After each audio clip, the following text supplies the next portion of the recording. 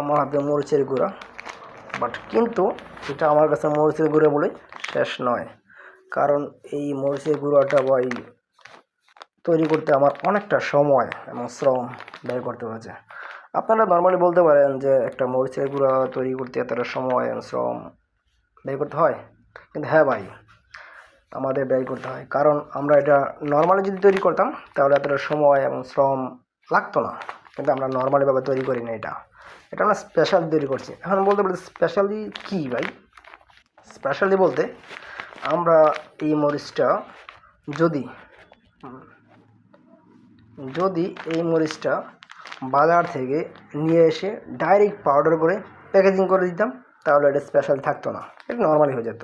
কিন্তু স্পেশালি বলতে এই মরিচটা আমরা সর্বোচ্চ ভালো মরিচটা সংগ্রহ করেন, মানে এটা কিন্তু সর্বোচ্চ ভালো কার্ন মরিচ, যেটা দেশি কার্ন মরিচ বলা হয়, যার কালার এবং ঝাল উভয় দিয়ে পাওয়া যায়। আর এটার আরও ভালো মান বৃদ্ধি করার জন্য আমরা এটা সংগ্রহ করে একটা একটা করে ম্যানুয়ালি বাছাই করে যে বটুগুলো আছে বটুগুলো আমরা ফেলে দিই।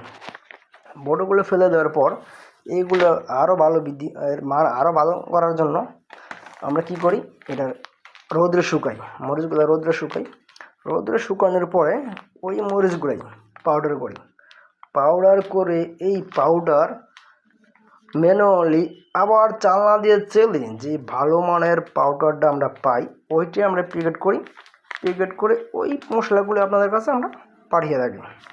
তো ভাই এই মশলাটা হয়তো বলাটা ভাই অনেকটা ইজি, যতটা সহজে বলে ফেললাম ভাই, যখন আমরা তৈরি করি ভাই সত্যি এতটা সহজ নয়, কারণ মরিচগুলো বেছে রোদে শুকিয়ে পাউডার করে চালনা দিয়ে চেলে তারপর প্যাকেজিং করি। এত কষ্ট করি ভাই কাদের জন্য? শুধু আপনাদের জন্য ভাই।